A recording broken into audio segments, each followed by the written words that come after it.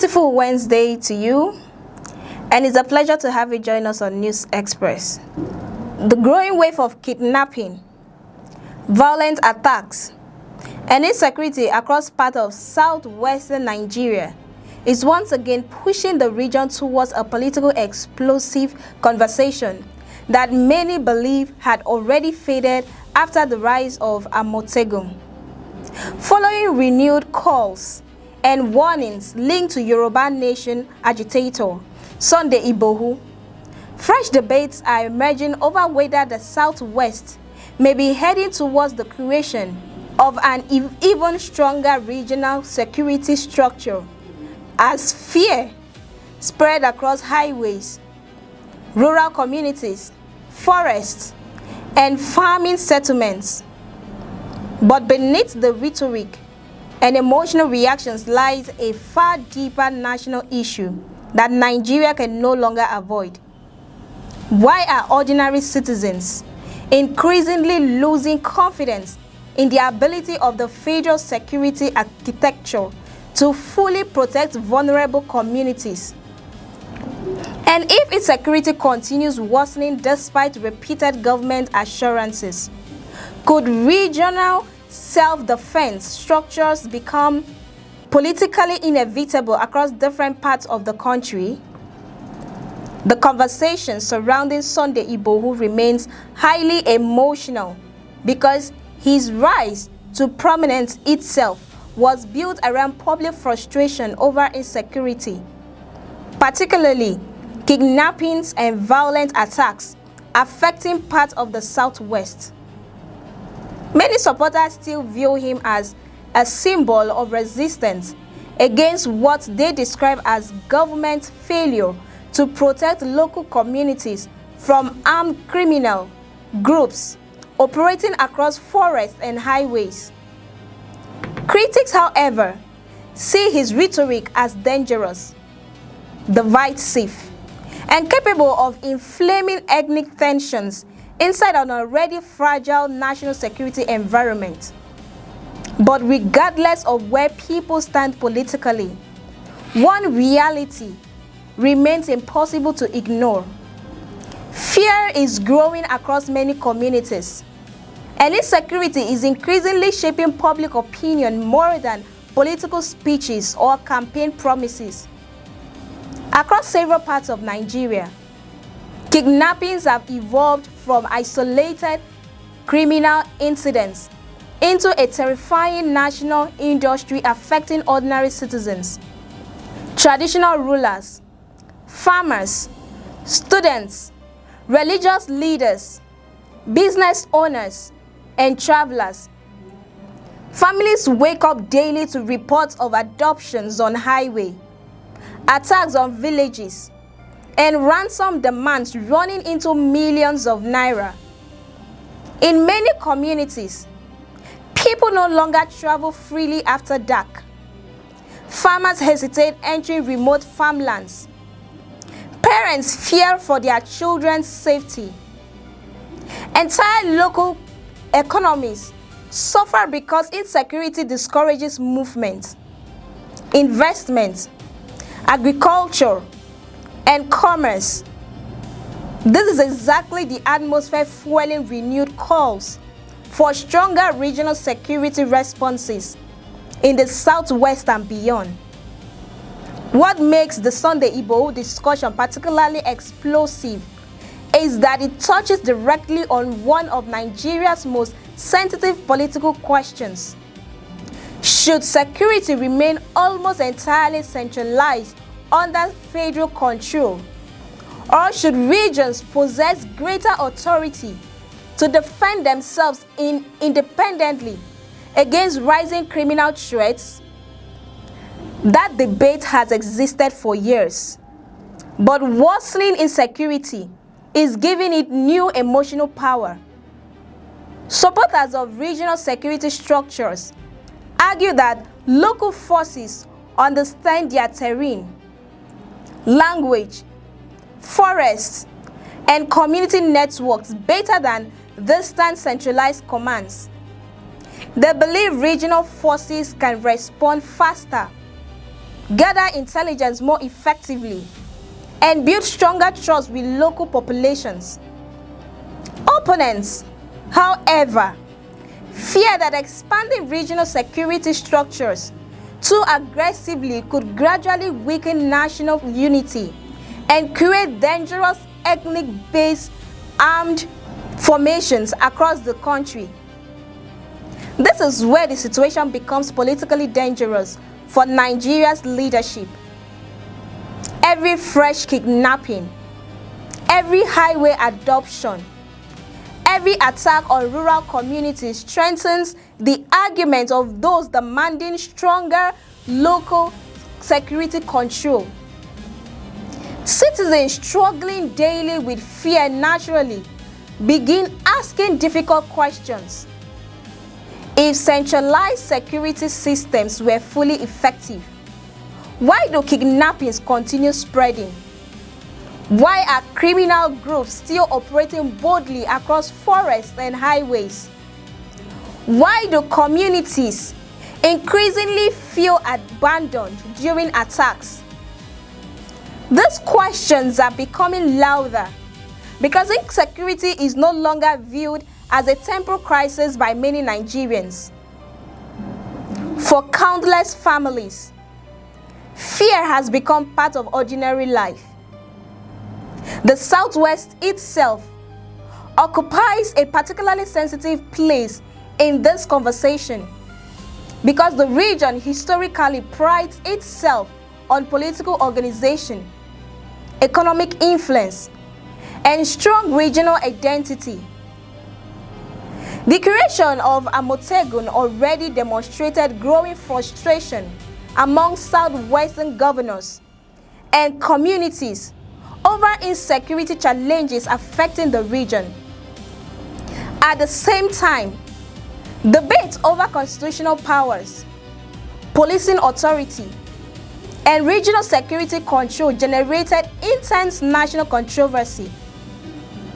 Supporters argue that Amotegun filled dangerous security gaps left by overstretched federal agencies. Critics warn that regional security outfits could eventually become politicalized or ethnically weaponized. Despite those fears, public support for stronger local security measures continue growing largely because insecurity itself kept worsening. This explains why any statement linked to Sunday Igboho immediately attracts national attention. His supporters believe he speaks directly to the frustrations many ordinary people feel privately about insecurity and perceived government weakness.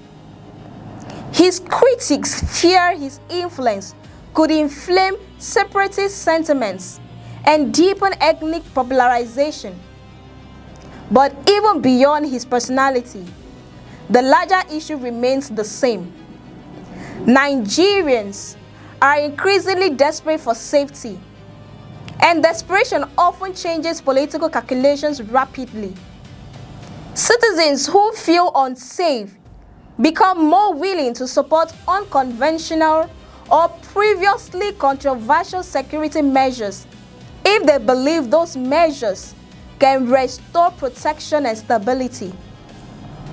Another factor intensifying those conversations is the growing perception that criminal groups are becoming more organized, more mobile, and more daring across different parts of the country.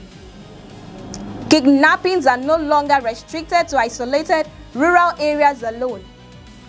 Highways connecting major cities increasingly generate fear among travelers. Attacks on schools, communities, and even traditional institutions have shaken public confidence deeply. Social media has amplified this fear further because every new attack spreads nationally within minutes, reinforcing the sense that insecurity is everywhere and constantly expanding. This psychological effect matters politically because fear changes how populations respond to leadership, governance, and security policies. At the same time, the debate over regional security forces exposes deeper unresolved tensions within Nigeria's federal structure itself. Many regions increasingly demand greater autonomy over policing, resource control, and local governance. Insecurity is simply intensifying those demands.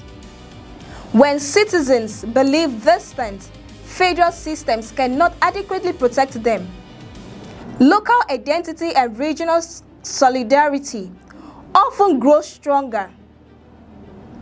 This pattern is not unique to Nigeria. Across many countries facing prolonged security crises, local populations frequently begin supporting decentralized security responses once trust in centralized protection weakens significantly. Still, the dangers surrounding this path cannot be ignored. Nigeria remains a deeply diverse country with complex ethnic, religion, and regional sensitivities.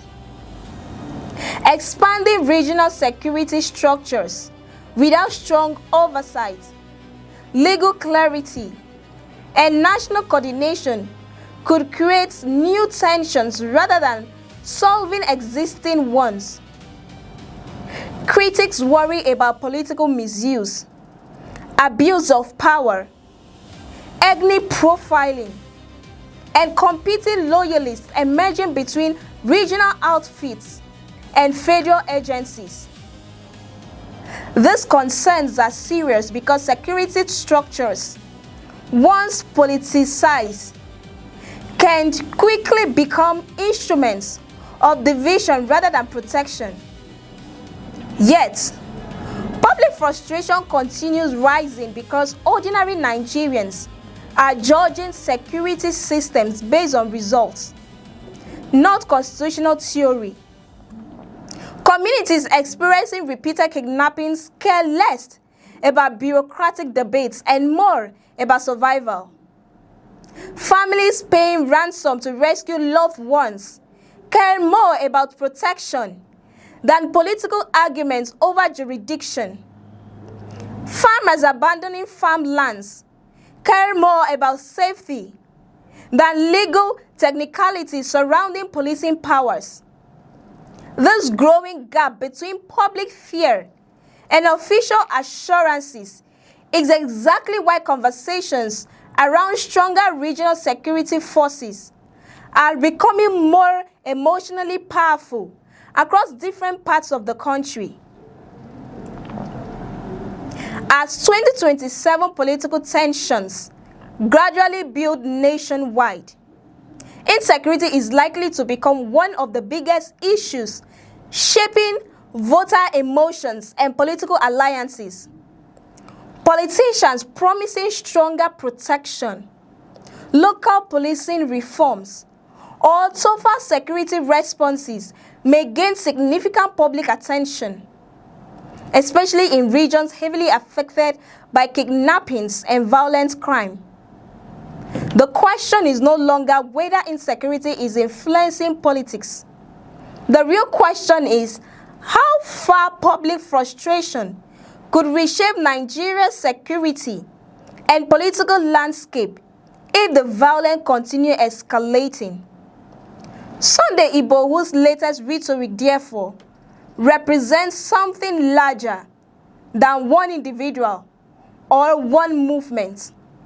It reflects a dangerous national mood developing quietly across communities where fear is steadily replacing confidence in existing systems.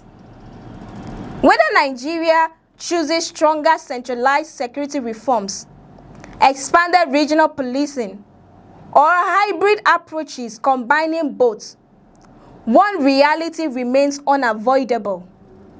Citizens want protection, and patience is gradually running out. For more updates and in-depth analysis, stay with us on News Express. Don't forget to like, share, and subscribe. I am Cassie Tony, and many thanks for watching.